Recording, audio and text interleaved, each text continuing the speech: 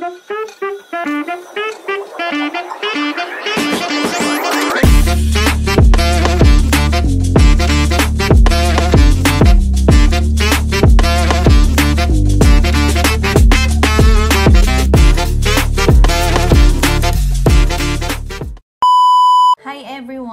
me, Marian, and welcome back to my YouTube channel. So, for today's video, mag-grocery kami ulit. Baka sabihin nyo puro grocery run na yung video natin, guys. Pero ito, ibang grocery naman siya. Sa Costco. Tatry namin.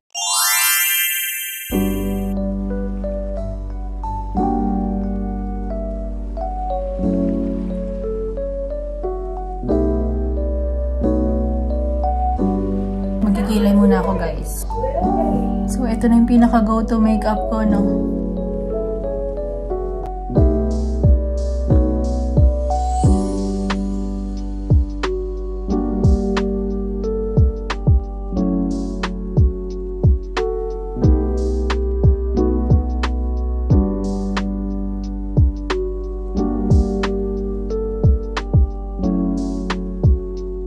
Pantay na ba?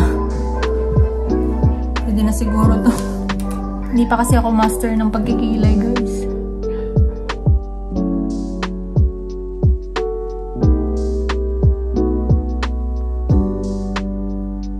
Hindi muna ako nagme-makeup ngayon ng malala. Like foundation. Kasi nagbe-breakouts pa ako. Ayun o.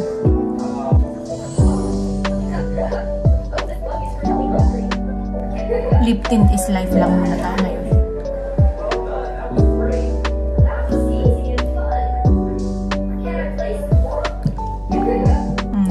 Okay na yan. Marisra ka lang atake with turtleneck. Pag sino pa dyan? Arke lang ngayon si Hubs ng Communoto. Nangyayari, pipikapin niya muna yung family friend namin. And then, babalikan niya kami dito. Shout out kay Ninang na nagbigay ng winter jacket ko. Ayan. Gamit na gamit ko to dito. Nandito tayo sa Palladium. Ito yung parang time zone sa kanila, no? Dito muna kami bago kami mag-grocery.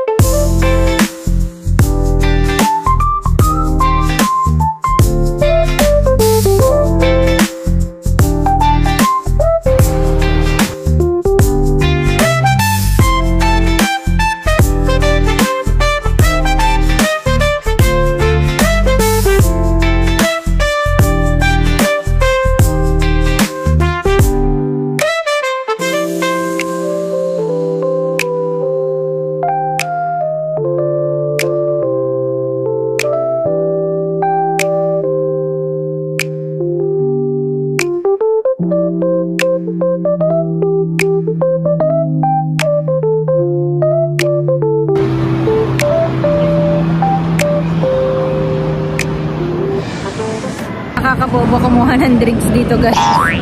Self-service pala. Sorry naman, first time kong gumamit ng machine nila sa soft drinks.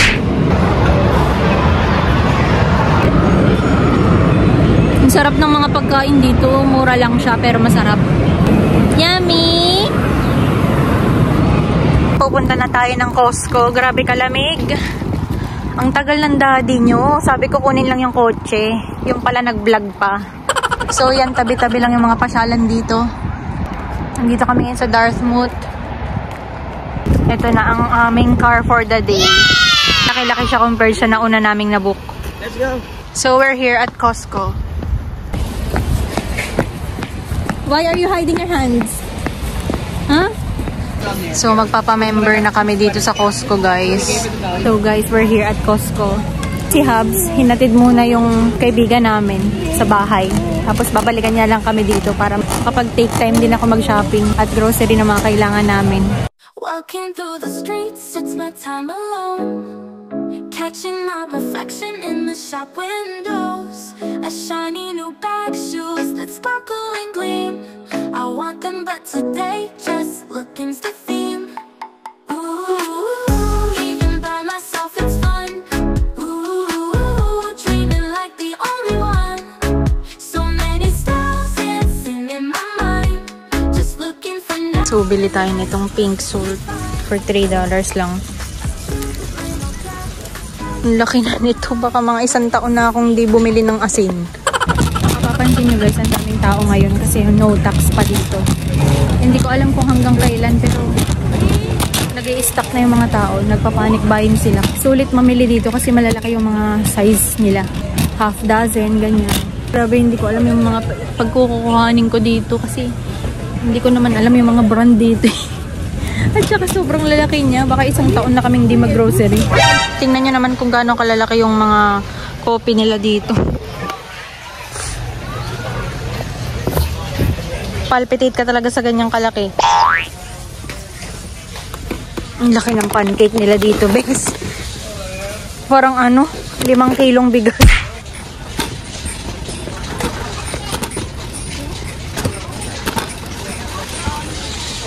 Grabe naman yung cheese whiz dito. Pang 6 months na ata ito eh. Kuha tayong Nutella. Walang maliliit na sizing dito. So baka ilang buwan kami hindi mag-grocery pag dito ko binili lahat. Hindi ako sanay dito guys. Pang pure gold lang kasi kami. Pang Walter Mart lang kami.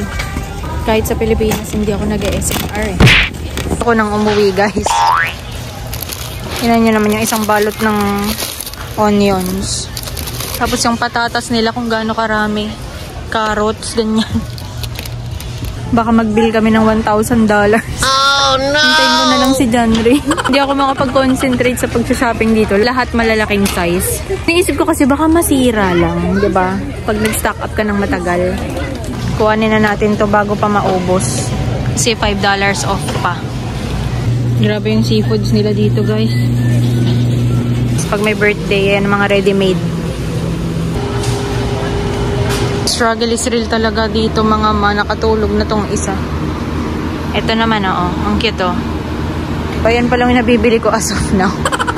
Ating na yung asawa ko so update ko na lang kayo pag nakauwi na siguro kami. Thank you guys.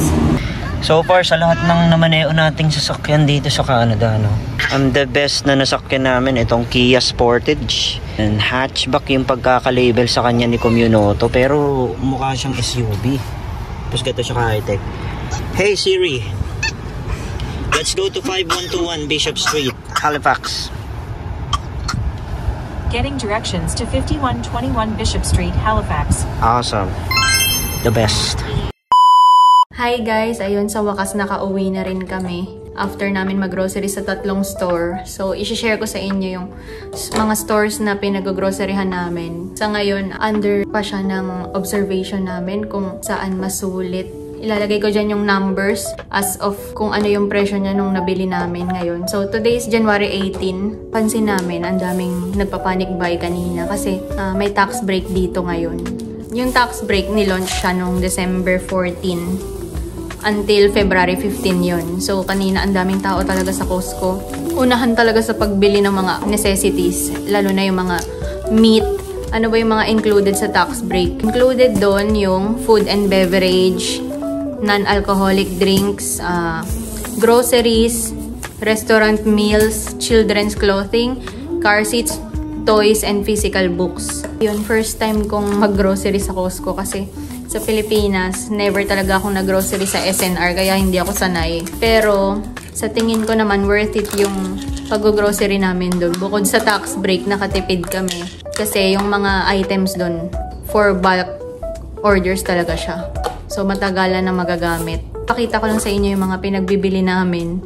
Pwede nyo rin gamitin tong reference kung sakaling nagbabudget kayo as a family of 4. Baka gawan ko to ng part 2 na vlog. Kapag natapos ko na yung pag-observe sa monthly cash flow namin. So, ayan, number 1, di mawawala. Coffee, tomatoes.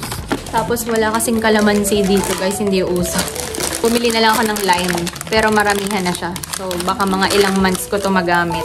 Ang favorite namin, Nutella. Salt kasi wala na kami dito sa bahay. Cheese whiz, my favorite. Less pa to ng $2 kaya sobrang sulit niya. Kasi ito na yung pinakamalaking size niya. Oceans, yan yung sinasabi kong masarap na brand ng tuna dito. Saging. Spinach. Grabe yung spinach nila dito. Sobrang laki ng plastic na to. Pork. Yan. Siguro mako-consume namin to for 5 days na to. Alam nyo bang nakipag-unahan pa ako dito? Kasi ang daming kumukuha dun sa station na yun. Na-curious lang ako kung bakit. Pagkatingin ko, ilan na lang yung nandun. Kaya hindi na ako nagpahuli. Kasi less $5 pa to. $18, less pa ng $5. Since wholesaler nga yung Costco, bumili ako ng 2 tray ng itlog. Kasi nung una, nung pagdating namin dito, mga tag to 12 pieces lang yung binibili ko. Magkano yung 12 pieces? $10. Ito, 9.99 lang. 30 eggs na. So, sobrang sulit niya. At syempre, hindi mawawala yung bigas. 8 kilos na yung binili ko. So, matagal-tagal kaming hindi mag-grocery na yun. Siguro, after 2 weeks ulit. Nakakahabol pa kami sa last day ng tax break. Sana lagi na lang tax break, no? Kasi grabe yung HST dito, guys. 15%. Syempre, di mawawala yung tissue. Panic buying yung mga tao sa tissue kanina. Parang ako na lang yung walang tissue. Kaya kumuha na ako. Kasi dito hindi uso yung bidet. Isang buong pack na to. 30 pieces na to. Kumuha ako ng milk. Farmers to. Unang kinukuha namin, chocolate. Hindi namin nauubos. Ipapatry ko din sa baby ko. Yan. Ayun lang yung mga pinamili ko sa Costco. Hindi ako masyadong nag-i-stock up kasi iniisip ko baka masira lang or masayang. Pero ang dami talagang sulit dun, lalo na kapag malaking pamilya kayo. So next, nag-grocery kami sa Walmart and ito naman yung mga pinamili namin. Kasi may mga items na wala dun na meron naman sa iba. Kaya 3 yung pinag-groceryhan namin. Ito yung mga pinagbibili ko sa Walmart. Angus beef, nakuha ko lang siya ng $13. So 3 lutuan na to sa amin. Ang favorite namin, merienda. Kesa lumabas-labas ka pa, diba? Puro homemade na lang kami para makatipid din. Iba-ibang flavors na yung kinuha ko. Mac and cheese. Oreo para sa 2 kids. Ang sili na green. Pwede na siguro to pang sigang. Shishito peppers. Yan. Pansin ko kasi yung sili nilang green dito, nag-iiba yung lasa ng luto ko kapag ginagamit ko yung sili dito. Iba talaga yung sa Pilipinas pa rin. Bumili ako ng talong. Namimiss ko na kasi magtortang talong. Broccoli and garlic. Kumuha na rin ako ng ground beef.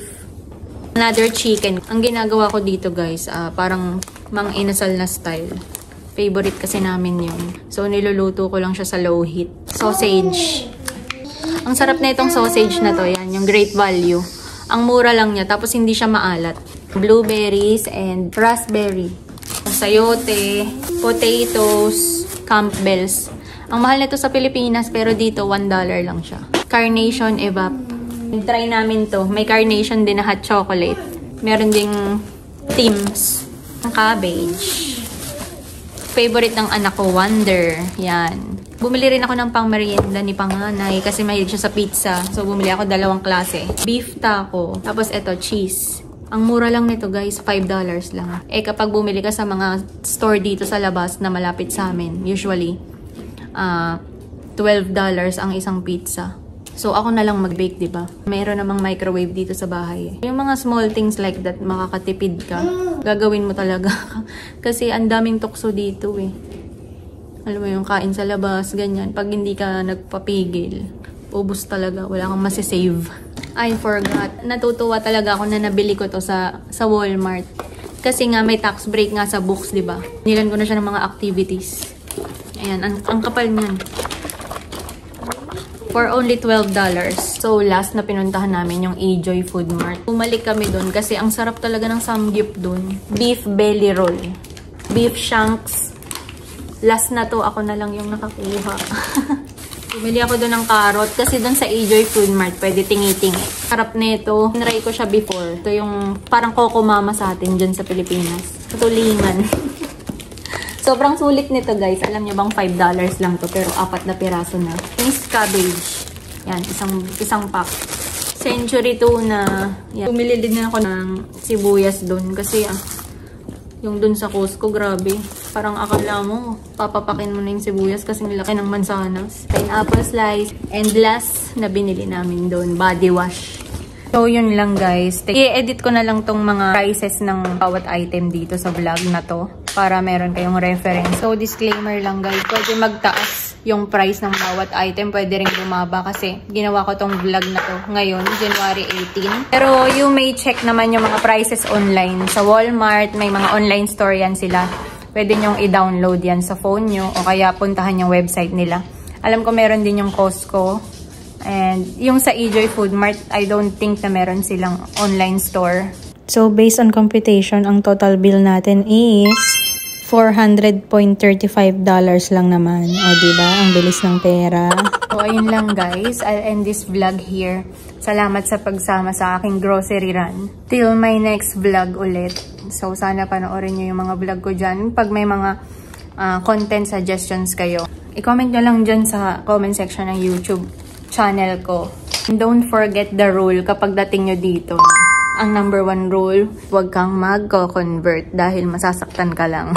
Don't forget to like, share, and subscribe. Thank you for watching. Bye-bye!